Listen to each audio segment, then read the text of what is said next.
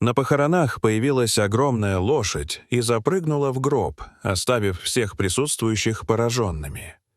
Однако удивление переросло в шок, когда стало известно, что стоит за этой странной сценой.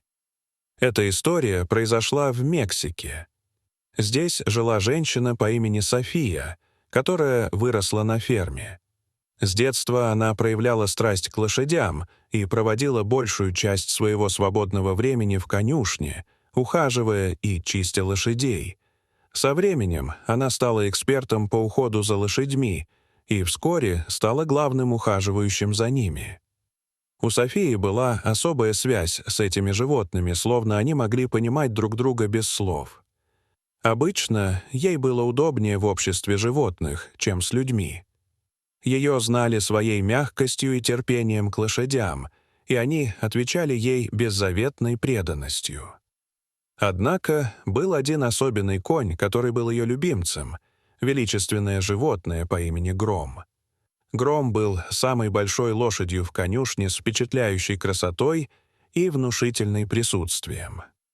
Но его жизнь началась совсем иначе, чем сейчас. Когда Гром родился, его здоровье было под угрозой с самого начала. Он был слабым и хрупким жеребенком, и мало кто верил в его выживание.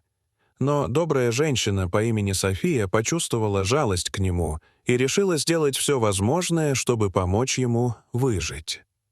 Своей любовью и преданностью София ухаживала за Громом, кормила его, гладила и успокаивала. В конце концов, она добилась улучшения состояния жеребенка. По мере взросления Гром стал ее защитником и другом.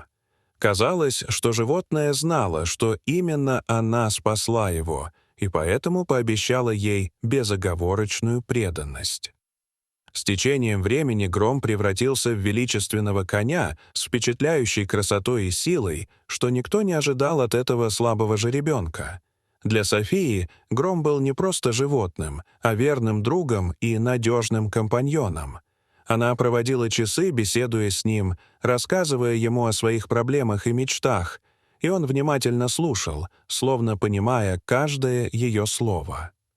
Отношения между Софией и Громом были особенными, чего мало кто мог понять. Это была безусловная любовь, любовь, которая никогда не угаснет. Тем не менее, в небольшой деревне, где жила София, было два мужчины, готовые на все, чтобы завоевать ее сердце.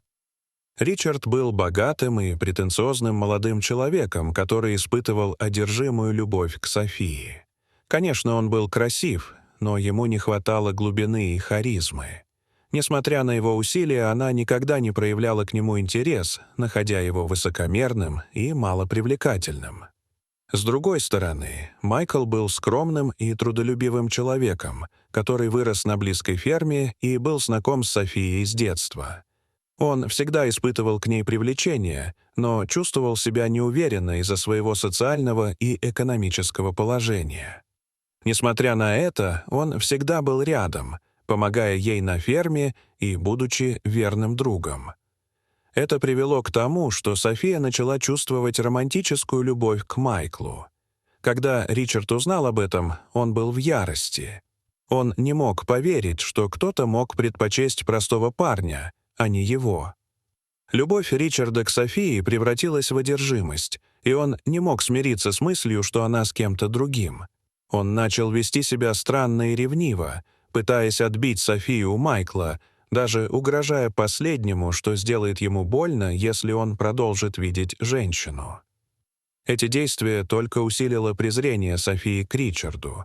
Он становился все более ревнивым и обиженным, начиная обсуждать идею, что если София не будет с ним, то не будет с никем другим. Наконец, ослепленный ревностью, он решил прибегнуть к крайним мерам.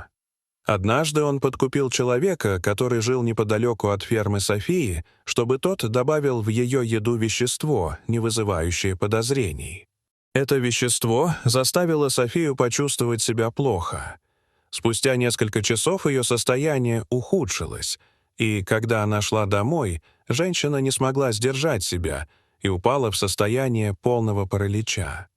Когда родственники обнаружили женщину, лежащую на земле, они сразу же отвезли ее домой и вызвали врача из деревни, опасаясь худшего.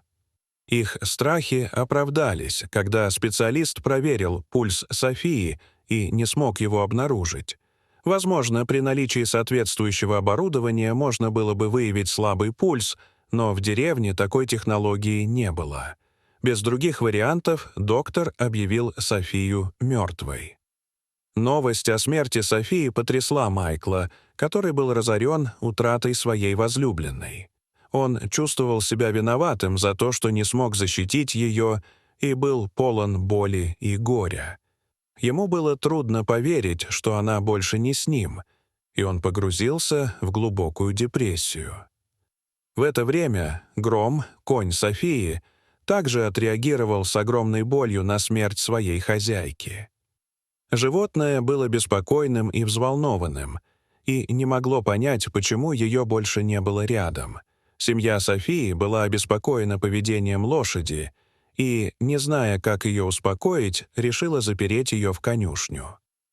Друзья и соседи собрались, чтобы проводить Софию на эмоциональной и грустной церемонии.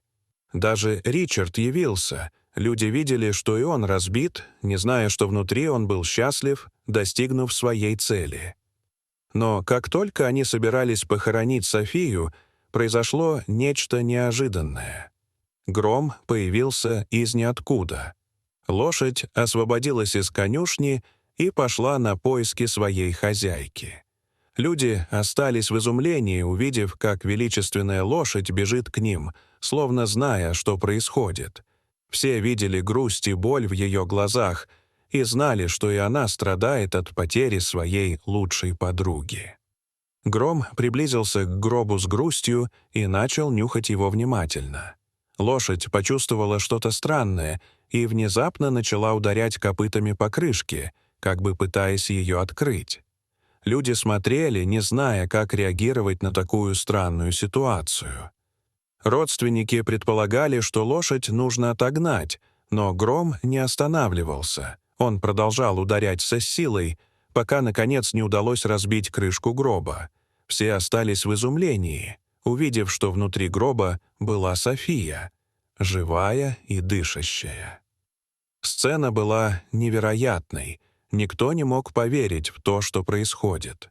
София была жива и дышала, и все были поражены этим чудом.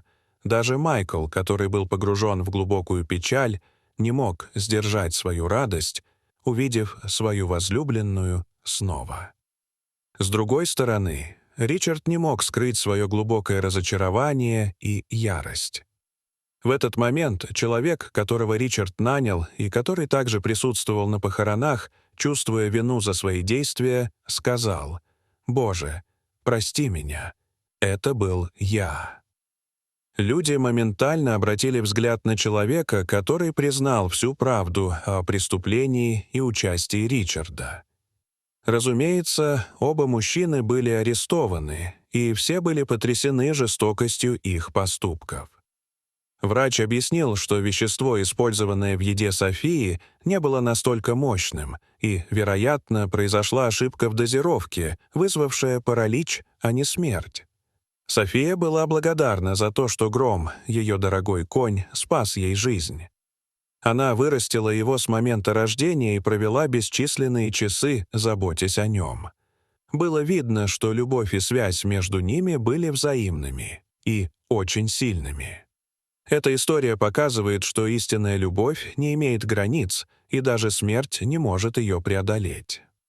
Дорогие зрители, что вы думаете об этой истории? Расскажите, пожалуйста, в комментариях. А если вам понравилось это видео, то ставьте лайк и подписывайтесь на наш канал. До свидания.